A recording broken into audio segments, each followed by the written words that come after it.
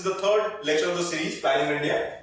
Now we discuss about the challenges and of course the positives in the previous lecture. So positives were in the planned phase during this phase from 1921 to 1991, where did India did well, areas which were good for India. And there were challenges which we discuss in the segment of internal as well as external. But we'll make a comparison here.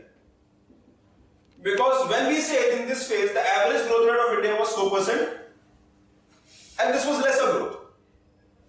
So let's compare with other countries. And if I compare with Southeast economies, Southeast Asian economies, that is the first part, comparison. Here typically they were called Asian tigers.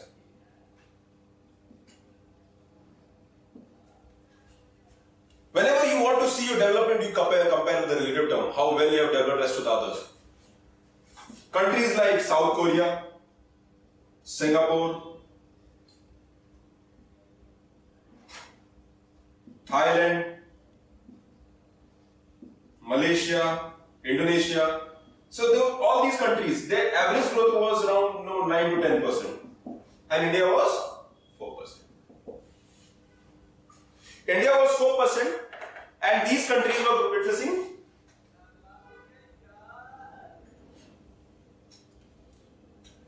now. So when we compare the countries which achieved 4%, India achieved 4%, and these countries achieved higher growth rate. So they were able to work. They had higher per capita income.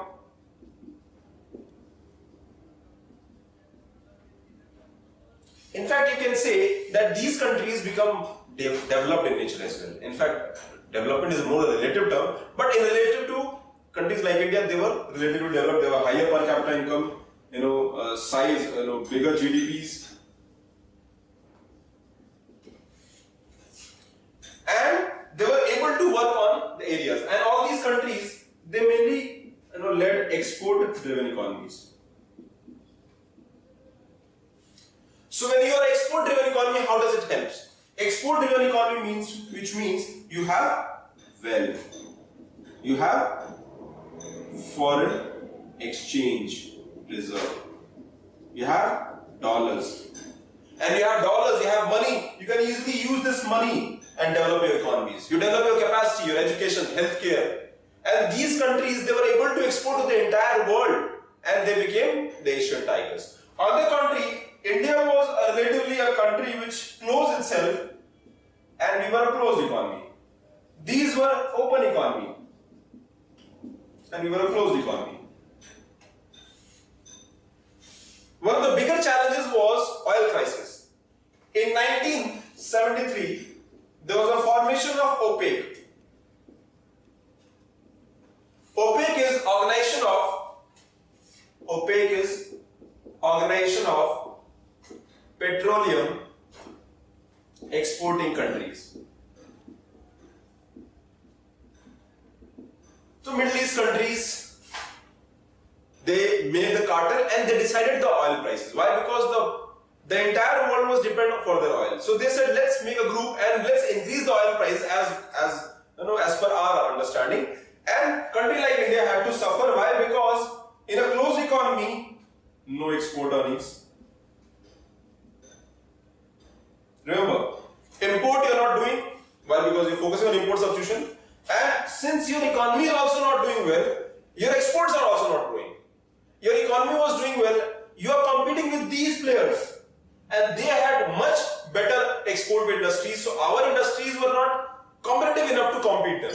Any of the sector, whether it is textile, whether it is iron steel, in all the sectors, and especially consumer goods, we were not competitive. There was no import. Export earnings were not there. Why? Because we had limited exports. Exports were happening in areas like textile, if there are few areas, in certain agriculture products. But mainly, exports earnings were very few, were very less. And that is led to, we had limited forex. Forex means dollars. Dollar being accepted currency, it's an international currency. So for international trade, for import, to meet your import obligation, you need dollars. And this is something that we had very limited dollar reserve, and that is why import was a big challenge for us. So what we did, we further closed our economy and we said that we will not allow the import to happen. So there was high import control. So during this phase, there was high import control as well.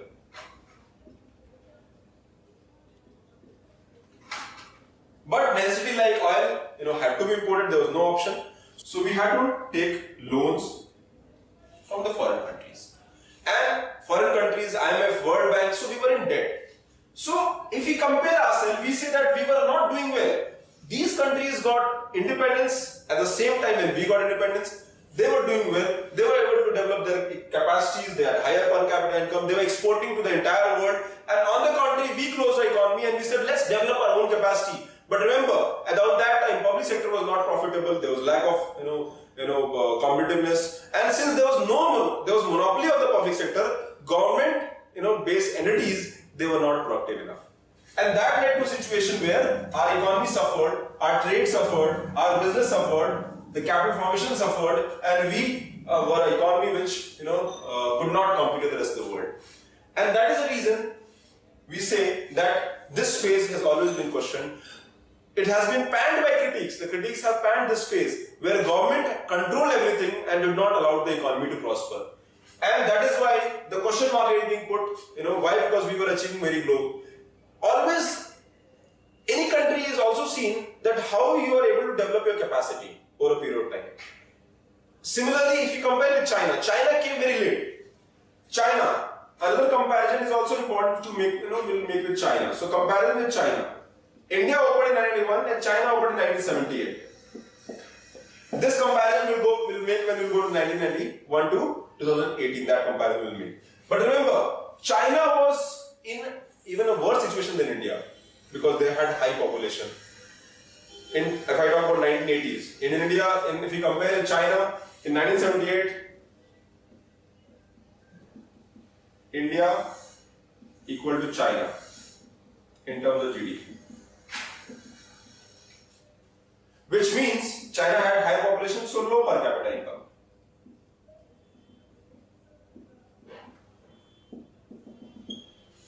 But today China is almost 4 times of India's economy. What has happened? We'll see that picture. So, during this phase, we can say here that India achieved limited growth. There were positives as well, but there were negatives. So, you need to know both the pictures. One of the biggest challenge was public sector performance. So, public sector performance in this phase was, there was a lack of planning proper. There was bureaucracy or red tape. Bureaucracy or red tape means too much rules and regulation. This was phase also called the phase of license and inspector Raj. This was mainly for private players. So lack of planning, or there was a faulty planning, bureaucracy, red tape. Now red tape, bureaucracy means they wanted a status quo. Change is something that they don't like. They want status quo. License and inspector Raj, which means government regulation. Or you can say over-regulation was an aspect. Also remember, this phase was based on socialism. And socialism does not like concentration of wealth. Socialism does not like concentration of wealth, and that is why there was Inspector Raj and License Raj, so that no concentration of wealth. There were laws like MRTP, monopolies, restrictive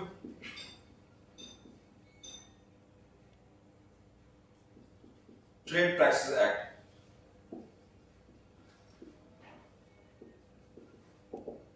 MRTP was basically to ensure that the private sector is not able to generate profit. There was regulation for foreign. There were Foreign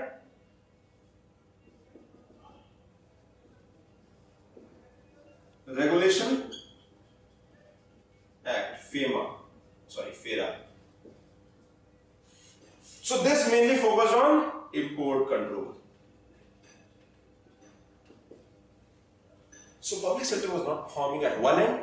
It's like there are two, wheels of a vehicle of Indian economy. One was led by private, other was public. The private sector, the wheel of the private sector was, stopped, it was controlled, regulated, and the public sector was not performing. So Indian economy was limping in this phase. We could not, you can say, reach our potential. We could not unleash our potential. We could not reach the target or the aim objectives which planned model had. So these were the public sector performance was also one of the factors which kind of pulled us down.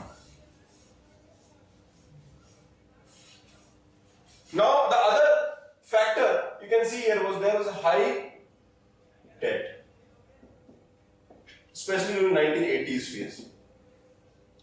There was high inflation. Inflation when the price of the item goes up. Why? Because there was food scarcity. There was high fiscal deficit. High fiscal deficit means when government spends more than it earns, there will be deficit, and that is why there was high debt. So all these factors, it reinforced the idea that country is not doing well. And this fiscal deficit or inflation or debt, and there was also one other factor, we had poor balance of payment situation. Balance of payment basically talks about trade, export minus import and other areas. So all this led to a situation where Indian economy was in a situation, was not. And these, so economic health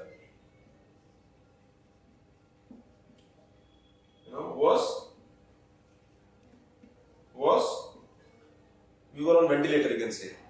And this kind of, in 1991, there was a crisis. And that crisis we call as BOP crisis. BOP crisis happened under the background of certain challenges. So we'll end the session here, and in the next video we'll take about the BOP crisis or the economic crisis which happened in 1991. If you like the video, you can subscribe it.